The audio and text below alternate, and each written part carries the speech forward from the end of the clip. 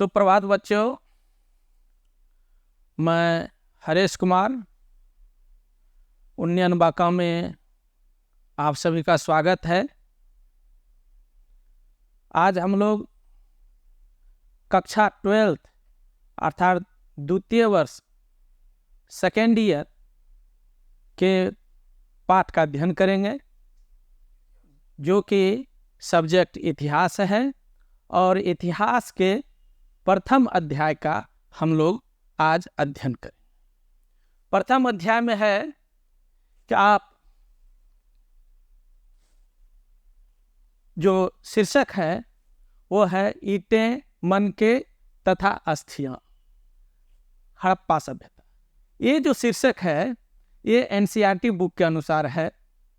और दूसरा प्रारंभिक नगरों की कहानी और हड़प्पा सभ्यता का पुरातत्व, ये जो है एसबीपीडी के अनुसार है।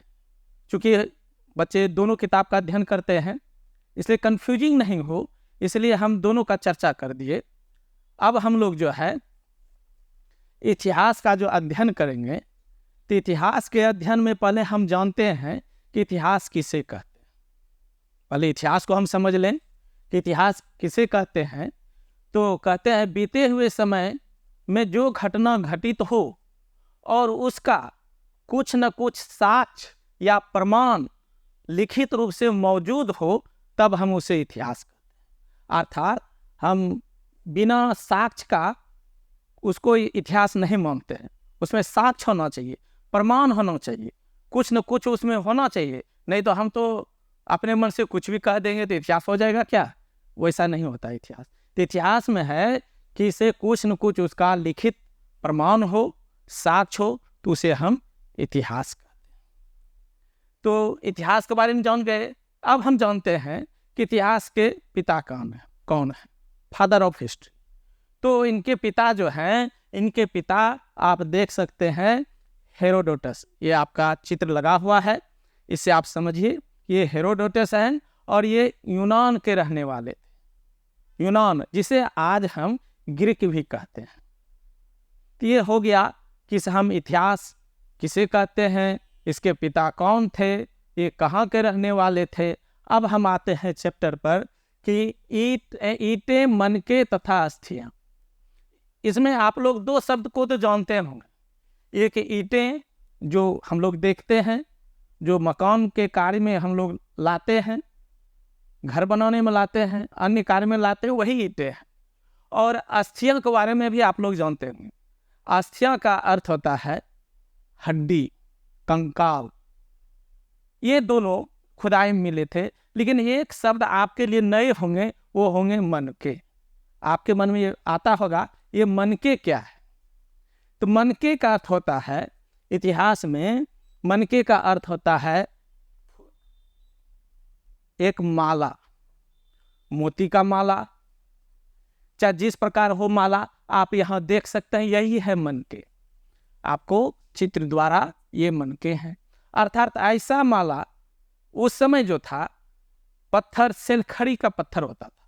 वो सेलखड़ी था मुलायम पत्थर, जिसको घिस के, चिकना करके, रंगीन करके, उसको बाद में छेद करके उसमें धागा में पिरोया जाता था और जो माला बनाया जाता था, वही है मनके। तो आप देख सकते हैं यही है मनके का आकार। उसमें जो होता है मोती जैसा होता है, लंबा होता है, कोई गोल होता है।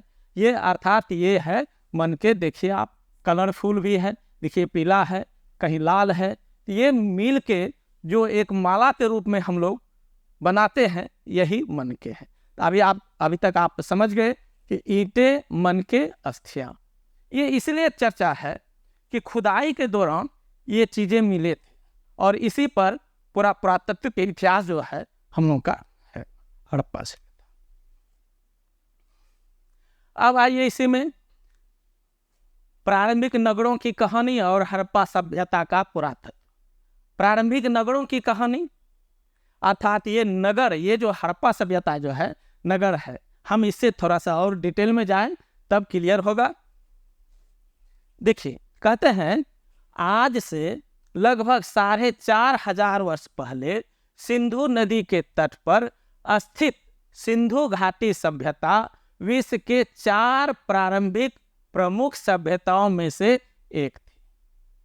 कहते हैं क्या, आज से अर्थात यदि 2025 है, इसको आप यहाँ से यदि गिनिएगा उल्टा बीसी में जाइएगा, अभी एडी चल रहा है, एडी के बाद हम बीसी जाते हैं, तो दोनों जोड़िएगा तो अभी से 4500 वर्ष पूर्व ये सिंधु नदी के तट पर ये सिंधु सभ्यता जो था, ये विश्व के 4 प्रारंभिक प्रमुख सभ्यता था। 4 सभ्यताएं, इसके बारे में हम जान लें, क्योंकि आज जो हम पढ़ेंगे हड़प्पा सभ्यता पढ़ेंगे, तो 4 सभ्यताएं था कि ये पहला देखिए आप मेसोपोटामिया की सभ्यता है, दूसरा है चीन की सभ्यताएं, मिस्र की सभ्यताएं, और जिसका हम अध्ययन करेंगे ये है अपना सिंधु घाटी सभ्यताएं, इसी को हम हड़प्पा सभ्यता आते हैं।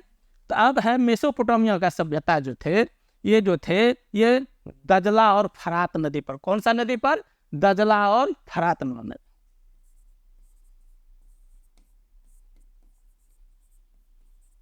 दजला और फरात नदी इस पर, इसके तट पर स्थित थे। इसके बाद जो है मिस्र की सभ्यताएं हैं या चीन की सभ्यताएं हैं, तो मिस्र की सभ्यता जो था वो नील नदी के तट पर, नील नदी के तट पर, और ये जो चीन की सभ्यता है ये होंगहो नदी के तट, और अपना सिंधु घाटी सभ्यता जो है ये तो जानते हैं सिंधु नदी है। अब है एक, अभी तक आपके मन में ये बात आती होगी, ये बात उठता होगा, ये सभ्यताएं आप सभी देखें कि इस मेसोपोटामिया की सभ्यताएं दजला और फरात नदी के तट पर है, चीन की सभ्यताएं होंगहो नदी के तट पर है, मिस्र की सभ्यताएं नील नदी के तट पर है, और सिंधु घाटी सभ्यताएं सिंधु नदी पर। आपके मन में ये प्रश्न आता होगा, क्या ये सभी सभ्यताएं नदी के किनारे ही क्यों है? इसका हम वर्तमान से तुलना करें और देखें, आज का भी अपना जितना भी शहर है, 4 मेट्रोपॉलिटन सिटी है हम लोगों का, मुंबई जो हम उसको मानते हैं औद्योगिक नगर है, वो भी देखिए समुद्र के किनारे है, चेन्नई वो भी देखिए समुद्र के किनारे है, कलकत्ता ये जो पुराना हमारा भारत की राजधानी थी ये हुगली नदी के किनारे है, और हम अपना देखते हैं बिहार में पटना ये भी गंगा नदी के किनारे है, और भागलपुर ये भी गंगा नदी। अर्थात इससे निष्कर्ष निकलता है कि जितने भी पुराने शहर थे सभी नदी के तट पर ही स्थित थे। अब है कि क्यों स्थित थे नदी के तट पर, तो हम इसके बारे में हम देखते हैं। हम लोग कहते हैं कि इसे जल ही जीवन है, पढ़ते हैं ना, जल ही जीवन है, और कहते हैं जल है तो कल है ना, ये जल है तो इसलिए अवस्थित है। ये सारे सभ्यताएं सिंधु नदी के तट पर या नील नदी के तट पर, होंगहो नदी के तट पर, दजला फरात नदी के तट इसलिए अवस्थित थे क्योंकि नदी के तट के कारण ये आपस में व्यवसाय जो आयात निर्यात वस्तु करते थे, ये नदी के तट पर रहने के कारण। दूसरा, हम अपने जीवन यापन को व्यतीत करने के लिए जल ही जीवन है, तो जल के किनारे नदी के तट पर, यह भी दूसरा बिंदु था। तीसरा था कि नदी के तट पर आसानी से चारागाह मिल जाता था, जो कि हम लोग पशुपालन, पशु को खिलाते थे। और ये सारी जो है यही सब कारण है कि से आज भी हम लोग जहाँ बसते हैं तो जरूर देखते हैं नदी के किनारे। तो यही कारण था विश्व की 4 सभ्यताएं जो है मेसोपोटामिया की, ये सारी सभ्यताएं नदी के किनारे अवस्थित है। समझिए, यहाँ तक कोई दिक्कत नहीं है। अब हम चलते हैं आगे। अब आगे चलते हैं क्या, सिंधु घाटी सभ्यता है। आपके मन में एक बात आती होगी, हम जो चर्चा कर रहे हैं तो आपको स्वतः एक सस्पिशन आते होंगे। सर बोलते हैं कभी सिंधु नदी की, सिंधु घाटी की सभ्यता है, कभी कहते हैं हड़प्पा की सभ्यता है।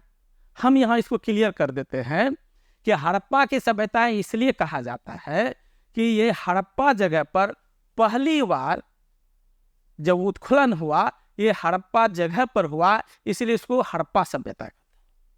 और सिंधु घाटी सभ्यता इसलिए कहते हैं, ये जो उत्खनन हुआ अन्य शहरों का, ये सभी शहर जो थे, चूंकि सिंधु नदी के तट पर ज्यादातर शहर मिले, इसलिए उसको सिंधु घाटी की सभ्यता, यही तक कोई दिक्कत नहीं है। अब हम चलते हैं, कहते हैं सभ्यता की जब बात आए तो पहले हम समझ लेते हैं सभ्यता है क्या। आप लोग देखते होंगे, हम लोग बार बार बातचीत करते हैं, कहता है कि सभ्यता नहीं है आप में, संस्कृति नहीं है। ये सभ्यता और संस्कृति है क्या, पहले ये हम जान लेते हैं, ताकि हमको आगे कोई दिक्कत नहीं। कहते हैं सभ्यता जो है समाज की विकसित और अन्य व्यवस्था को सभ्यता कहते हैं। तो ये उन्नत व्यवस्था को हम सभ्यता कहते हैं। मानव अपने भौतिक जीवन को सुखी बनाने के लिए, रहन सहन के लिए जो ढंग अपनाते हैं, जिन नए नए साधनों उपकरणों की खोज करते हैं और उसका विकास जो होता है, यही सभ्यता है। और सभ्यता हमें मानव जीवन के विकास का पता चलता है, हम क्या विकास कर रहे हैं, ये सभ्यता में आता है। और जबकि संस्कृति है उसके गुणों का विकास। अर्थात उदाहरण लें, ये हमारा जो मानव है ना, तन है, ऊपर वाला जो तन है ये सभ्यता है, जिसको हम देख सकते हैं। और संस्कृति जो है, जो हमारे अंदर की बात है, आत्मा है, जिसको हम नहीं देख सकते हैं, ये सभ्यता संस्कृति है। तो हम अभी देखें सभ्यता संस्कृति, सिंधु घाटी की सभ्यता और हड़प्पा सभ्यता। अब है किस पुरातत्व, बार बार आता है पुरातत्व। पुरातत्व है क्या, पर समझ लें पुरातत्व है क्या। कहते हैं पुरातत्व वह विज्ञान है जिसमें पृथ्वी के भीतर छुपी हुई पुरातात्विक सामग्री द्वारा किसी भी देश के अतीत के लोगों, वस्तुओं के भौतिक जीवन का हम ज्ञान प्राप्त करते हैं, यही पुरातत्व अर्थात होता है। पुरातत्व का मतलब हुआ, ऐसे समझिए, पुरातत्व का अर्थ हुआ जब हम पृथ्वी के अंदर किसी भी चीज का उत्खनन करते हैं, किसी भी चीज को निकालते हैं, तो उससे जो देखते हैं वो कब के हैं। तो ये जो पुराने, जो कभी ये सभ्यता होते होंगे, अब विनाश हो गए, तो उस पुराने अतीत की जो वहाँ के लोग किस तरह जीवन यापन करते थे, उससे क्या ज्ञान था, इसी को हम पुरातत्व कहते हैं।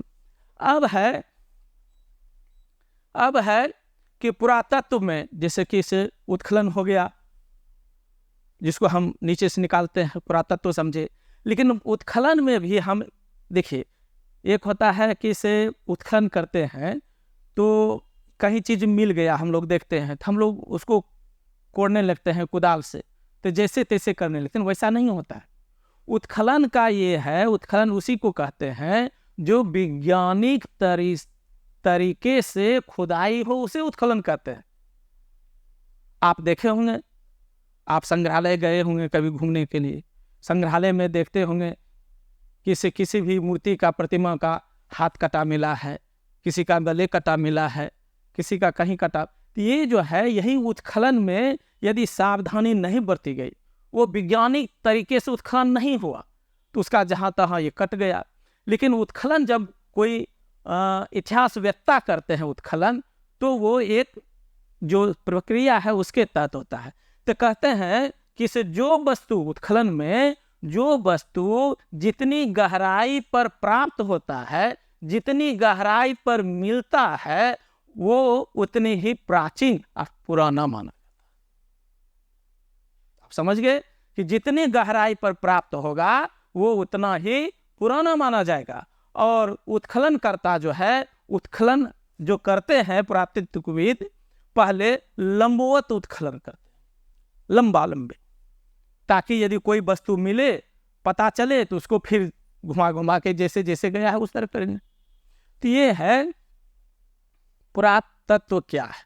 आप लोग अभी समझ गए, आप लोग समझे कि सिंधु घाटी सभ्यता, ये जो हड़प्पा क्या है, आप समझे परिचय कि ये जो नगरीय सभ्यता है, ये जो है सिंधु घाटी सभ्यता, नगरीय सभ्यता। एक बात और बता दें, ये जो तीन सभ्यता थे, मेसोपोटामिया की सभ्यता, चीन की, मिस्र की सभ्यता, ये तीनों सभ्यता जो था ये ग्रामीण सभ्यता था। कैसा था? ग्रामीण था।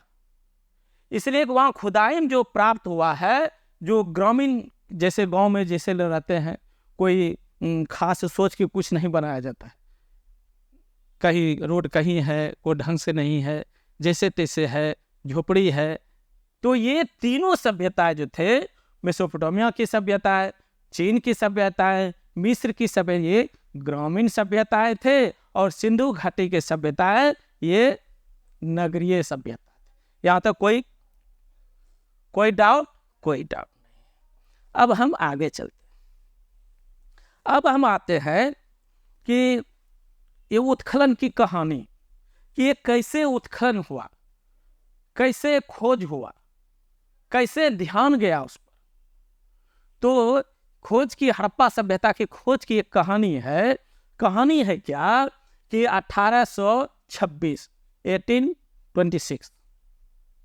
1826 में चार्ल्स मेसन नाम के, ये हिस्ट्री के वेत्ता थे, ये जो घूमने के क्रम में निकले, और घूमते घूमते ये आप यहाँ आ जाइए, ये है घूमते घूमते ये चार्ल्स मेसन निकले 1826 में, घूमते घूमते ये जो है आप देखते होंगे यहाँ हड़प्पा, ये मैं बता दूं, ये हड़प्पा जो है ये भारत का नक्शा है। आप देख रहे हैं भारत के नक्शा को, ऐसे ऐसे भारत का नक्शा जो है, और ये बात उस समय की है। आप देख रहे हैं कि हम बात कर रहे हैं 1826 का, और उस समय अपना जो भारत था ये अखंड भारत, अर्थात इसका विभाजन नहीं हुआ। ये तब की घटना है कि चार्ल्स मेसन जो है ये घूमते घूमते ये हड़प्पा के पास पहुंचे। जब हड़प्पा के पास पहुंचे तो उन्होंने देखा कि इस वीरान सा जगह में एक ऊंचा टीला था। साधारण टीला नहीं था, ऊंचा साधारण नहीं था, ये मतलब कि एक अचंभा वाली बात था कि ऐसे वीरान जगह में इतना बड़ा टीला कहां से आ गया। लेकिन उन्होंने देखा, कुछ महसूस किया तो लगता है कुछ हटके है, लेकिन उस पर उतना ध्यान नहीं दिया गया। और वो चार्ल्स मेसन अपने ऊंचे पदाधिकारी को जब कन्विंस किए, बताए, तो वो भी नजरअंदाज कर गए। इसके बाद जो है 1853, आपको ख्याल होगा कि भारत में रेलवे लाइन का विस्तार जो है डलहौजी के शासनकाल में 1853 में हुआ। 1853 में रेलवे का जो लाइन का स्टार्ट हुआ बिछाना, तो ये 53 में हुआ। लेकिन ये रेलवे लाइन बिछाते ये हड़प्पा के पास जब पहुंचे तो उस समय इसका हो गया था 1856। 1856 में ये यहाँ जो है रेलवे लाइन का जो है बिछाना चालू किया गया। तो इसका कार्य जो था, मानिए इंजीनियर जो जिसका दायित्व दिया गया था रेलवे लाइन बिछाने का, वो दो भाई थे। एक का नाम था जॉन ब्रेटन, दूसरा का नाम था विलियम ब्रेटन। दोनों भाई के निगरानी में इस रेलवे लाइन जो है ये कहाँ था, ये कराची से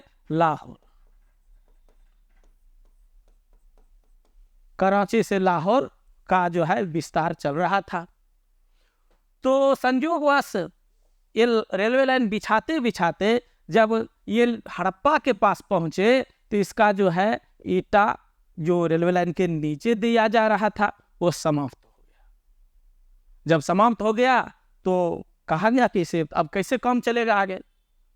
तो ये चार्ल्स मेसन, जॉन ब्रेटन और विलियम ब्रेटन ने इन्होंने वही टीला देखा वो टीला देखा तो ऑर्डर दे दिया, टीला पर जाओ, ईंट है, पत्थर है, ले आओ लगाओ। तो फिर ईंट और पत्थर को लाया गया और उसमें लगाया गया। लेकिन ये दोनों भाई के मन में ये भी प्रश्न आया, इस वीरान सा जगह में ये टीला कैसे है, इतना बड़ा टीला, और ये ईंट कहाँ से आया, इतना पत्थर कहाँ से आया। लेकिन इन्होंने भी आगे के पदाधिकारी को कन्विंस किया, बताया, लेकिन वो इतना इंटरेस्टेड नहीं थे। तो समय गुजर गया। इसके बाद 1861 में ये जो है भारत में भारतीय पुरातत्व विभाग की स्थापना। कब? 1861 भारतीय पुरातत्व विभाग का स्थापना हुई। और इसके पहले डायरेक्टर जो थे ये अलेक्जेंडर कनिंघम थे। कौन थे? Alexander Cunningham. इनके नेतृत्व में जो है ये जब बन गए, पुरातत्व विभाग का स्थापना हो गया यहाँ। और ये जो थे इनको कहा गया, जॉन बेटन, विलियम बेटन, इन दोनों भाई ने इनको कहा गया कि ऐसे ऐसे है, कुछ लग रहा है वहाँ एक्स्ट्रा है, कुछ विशेष लग रहा है। तो फिर भी उतना ध्यान नहीं दिया गया। और जब 1902 ईस्वी में भारतीय पुरातत्व विभाग का डायरेक्टर जॉन मार्शल बना। कौन बना? John Marshall. कब बना? 1902 में। 1902 में भारतीय पुरातत्व विभाग के डायरेक्टर जॉन मार्शल बने। वो जो थे इतिहास से बहुत नज़दीकी थे, अर्थात इतिहास से वे इंटरेस्टेड थे। और इसलिए इस बात को जॉन ब्रेटन और विलियम ब्रेटन ने उनको कन्विंस किया, और सब व्यक्ति ने कन्विंस किया कि यहाँ ऐसा ऐसा है, ऊंचाई है, पत्थर है, कुछ वस्तु भी निकला है। तब उन्होंने जो है, किसने? जॉन मार्शल ने जिम्मेदारी, जॉन मार्शल के आदेश पर जिम्मेदारी दिया गया। वहां के उस समय के इंजीनियर थे दयाराम साहनी। किसको दिया गया? दयाराम साहनी को। और दयाराम साहनी का नेतृत्व दिया गया। और दयाराम साहनी ने 1921 ईस्वी में हड़प्पा का खुदाई चालू किया। जब हड़प्पा का खुदाई चालू किया, आश्चर्यचकित उत्खनन से निकला। मतलब एक मकान उत्खनन हुआ तो एक मकान मिलना चाहिए, दो मकान मिलना चाहिए, एक दो मकान नहीं, बहुत सारे मकान निकले। मकान ही नहीं, रोड, स्नानागार, अन्य कोठरा, ये सारे चीज वहां जब निकले, तब इसको पता चला दयाराम साहनी को। इन्होंने जॉन मार्शल को बतलाया कि ये जो है एक हड़प्पा जो है एक जगह का ये नहीं, ये एक जगह खुदाई का नहीं, ये लगता है एक बिल्डिंग नहीं है, लगता है ये कोई एक बहुत बड़ा सभ्यता है। सभ्यता है अर्थात देश है, अगल बगल बहुत सारे ऐसा शहर हो सकते हैं, ऐसा महसूस हुआ। तो फिर जॉन मार्शल ने हड़प्पा से, आप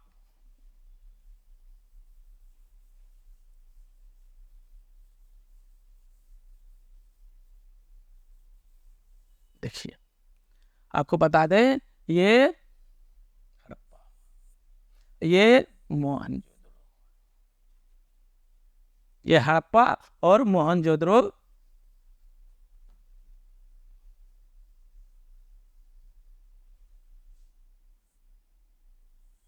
चूंकि यहाँ सटा हुआ है, नक्शा है, इसलिए तो हड़प्पा मोहनजोदड़ो वहां भी अब जहां जहां ऊंचा टीला मिलना शुरू हुआ उसका उत्खनन चालू हो गया।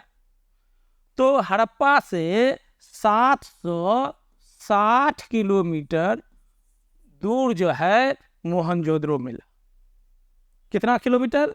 760 किलोमीटर दूर पर एक शहर फिर वही मोहनजोदड़ो मिला।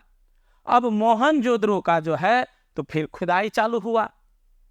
तो यहाँ का जो है जॉन मार्शल के नेतृत्व में यहाँ का जो है दिया गया खुदाई का जिम्मा किसको? राखाल दास। कब? 1922 में मोहनजोदड़ो की खुदाई हुई और ये किसके नेतृत्व में हुआ? तो राखाल दास बनर्जी के नेतृत्व में हुआ मोहनजोदड़ो। अब हम देखते हैं यही नहीं, इसके बाद जहाँ जहाँ ऊंचे टीला अर्थात कुछ हटके दिखाई देने लगा, कुछ लगा कि यहाँ कुछ है, तो उसका उत्खनन चालू हो गया। तो अब हम देखते हैं, तो हम जो अभी खोज के हड़प्पा और मोहनजोदड़ो का, अब हम इस टेबल के अनुसार आते हैं। ये बहुत इंपॉर्टेंट टेबल है, इसको याद रखना बहुत ज़रूरी है, इससे ऑब्जेक्टिव क्वेश्चन आते हैं। तो देखिए 1921 में हड़प्पा सभ्यता का जो है खोज हुआ, और ये कहाँ स्थित है? तो ये स्थित है पंजाब प्रांत के पाकिस्तान, जो अब बंटवारा के बाद, जब 1947 में बंटवारा हुआ, भारत पाकिस्तान अलग हो गया, तो ये अब चला गया पाकिस्तान। तो हड़प्पा चला गया पाकिस्तान में, और यही नहीं, मोहनजोदड़ो भी चले गए पाकिस्तान में, और इसके साथ ये चौहदड़ो ये पाकिस्तान में चले गए। तो हम देखते हैं कि इसे हड़प्पा सिंध पाकिस्तान में है, और रावी नदी के किनारे हैं, और ये कौन सा जिला है? मोंटगोमरी जिला है, और इसका खनन उत्खनन जो है दयाराम साहनी, अभी बताए हैं, दयाराम साहनी ने किया। दूसरा मोहनजोदड़ो, मोहनजोदड़ो को खुदाई जो है ये कब हुआ है? 1922 में। और कहाँ है ये नगर? का नाम तो मोहनजोदड़ो हो गया। कहाँ स्थित है? ये सिंध पाकिस्तान में स्थित है। किस नदी के किनारे है? तो सिंधु नदी के किनारे है। कौन सा जिला है? तो लारकाना जिला है, और इसका उत्खननकर्ता कौन है? तो राखाल दास बनर्जी। इस तरह से इसके बाद जो है चौहदड़ो है, जो 31 में हुआ है, ये सिंधु नदी पर है, एमजी मजूमदार ने खोज किया है। रंगपुर जो है 1931 और 53 में इसका हुआ है, ये भारत के गुजरात में। किस नदी के किनारे है? रंगपुर। रंगपुर ये है मादर नदी। कौन नदी? मादर। और ये कौन सा जिला है गुजरात में? काठियावाड़ जिला, और इसका खोज किया है ब्रजवासी लाल और माधस्वरूप वत्स, जिसको एम वत्स कहते हैं। इसके बाद है कालीबंगा, जो है 1953 में इसका खोज हुआ है, कालीबंगा का। ये राजस्थान में है, भारत में ही है, और ये किस नदी पर है? सरस्वती नदी पर है। कौन सा जिला है? गंगानगर जिला है। किसने खोज किया इसका? बी वत्स अर्थात ब्रजलाली वत्स ने किया। इसके बाद रोपड़ है, रोपड़ है जो कि 1953 में खोज हुआ है, ये भारत के पंजाब में है, ये सतलज नदी के किनारे है, ये रोपड़ जिला में है, और यज्ञदत्त शर्मा ने किया है। ये लोथल है, जो बहुत इंपॉर्टेंट है। लोथल आप लोग जानते होंगे कि लोथल यहीं मिला था, ये कि जहाँ से नाव खुलते हैं, जहाज, बंदरगाह, बंदरगाह यही है, और ये गुजरात में है, और भोगवा नदी पर है, अहमदाबाद, यसारा। इस तरह से ये जो चार्ट है कि आलमगीर, देमाबाद, बनवाली, मांडा, धौलावीरा, राखीगढ़ी, ये सारे नगर का जो खोज हुआ है, किस नदी पर है, किसने किया है, कहाँ स्थित है, ये बहुत ही इंपॉर्टेंट है। इसको हर एंगल से आपको याद करना पड़ेगा कि कब हुआ है, कौन किया है, कहाँ है, ये याद करना है। और इसके बाद यहाँ और हैं जो इसके बाद के क्लास में, पार्ट 2 के क्लास में हम लोग पढ़ेंगे। किसी ये हड़प्पा में कौन कौन से वस्तु मिले हैं, मोहनजोदड़ो में कौन कौन के, जैसे मोहनजोदड़ो का स्नानागार, हड़प्पा धान के कोठरा, ये सारे जो है अगले क्लास में इसको करेंगे। अब आगे चलते हैं थोड़ा सा।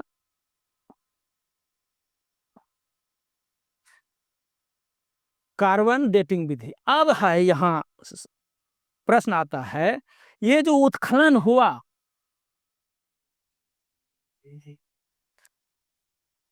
कार्बन डेटिंग विधि क्या है? ये जो उत्खनन हुआ, तो हम कैसे जानेंगे कि ये कब का है, कितना साल पुराना ये सभ्यता था? मोहनजोदड़ो का उत्खनन हुआ, हड़प्पा का उत्खनन, चौहदड़ो का उत्खनन हुआ, लोथल का। हम ये कैसे जानेंगे कब का ये सभ्यता था? तो कहते हैं इस सभ्यता को जांच के लिए एक विधि, रसायन विधि आया है। कहते हैं इसमें जो है तिथि का निर्धारण की वैज्ञानिक विधि को ही कार्बन 14 विधि कहा जाता है। तिथि का निर्धारण, कब ये वस्तु कब का है, तो इसके लिए हम कार्बन 14 विधि करते हैं। यही कार्बन 14 विधि है, जिसको कार्बन डेटिंग पद्धति भी कहते हैं। इस विधि की खोज अमेरिका के प्रख्यात रासायनिक शास्त्र कौन, बीएफ लीवी, किसने किया, बीएफ लीवी ने कब किया, 1946 ईस्वी में किया। कहते हैं इस विधि के अनुसार किसी भी जीवित वस्तु में, अर्थात किसी भी जीवित जिंदा हो, तो उसमें कार्बन 12 और कार्बन 14 दोनों जो है समान अवस्था में पाया जाता है। यदि जिंदा है कोई चीज, वस्तु है, या कोई मानव है, कंकाल है, जीवित होगा, तो इसमें कार्बन 12 और कार्बन 14 समान अवस्था में पाया जाता है। लेकिन जब वही किसी वस्तु का, व्यक्ति का मृत्यु हो जाता है या विनाश हो जाता है, समाप्त हो जाता है, तो इस अवस्था में कार्बन 12 जो है, उसका कार्बन 12 के जितना में माप होता है वो उतना ही रह जाता है, कार्बन 12। लेकिन कार्बन 14 जो है वो धीरे धीरे क्षय होने लगता है, अर्थात धीरे धीरे कम होने लगता है। और कहते हैं इसी, जिस पदार्थ में कार्बन 14 की जितनी कम मात्रा हो, जब क्षय होगा तो ऑलरेडी उसका मात्रा गिरेगा। जब गिरेगा तो जितना गिरेगा, जितना कम होगा, वह जो है उतना ही प्राचीन माना जाएगा। इस तरह जो है कार्बन 14 के विधि से हम उस सभ्यता का निर्धारण कर लेते हैं कि ये सभ्यता कब का था। तो इसके अनुसार जो है कार्बन 14 विधि के अनुसार ये हड़प्पा सभ्यता, मोहनजोदड़ो सभ्यता उत्खनन में पाया गया रासायनिक विधि से कि ये सभ्यता 2600 ईसा पूर्व से लेके 1750 इतना माना गया। तो ये कार्बन डेटिंग विधि था। इससे जो है हम लोग किसी भी सभ्यता का हम लोग समय का निर्धारण, तिथि का निर्धारण कर सकते हैं। ठीक है, इसके बाद हम लोग जो अगला अध्ययन करेंगे सेकेंड पार्ट में, तब हम लोग वहाँ अध्ययन करेंगे कि इसका क्या विस्तार है, और इसके साथ ही करेंगे कि इसे ये उत्खनन से कौन कौन से चीज़ें मिली हैं, जैसे स्नानागार, धान्य कोठरा, सड़क, जल निकासी व्यवस्था, ये सारा जो है अब अगले पार्ट 2 में हम लोग अध्ययन करेंगे। आप लोग इतना अध्ययन कर लेंगे, अच्छी तरह से रिवाइज कर लेंगे, ये इम्पोर्टेंट चैप्टर है। आज के लिए इतना ही, ठीक है, थैंक यू।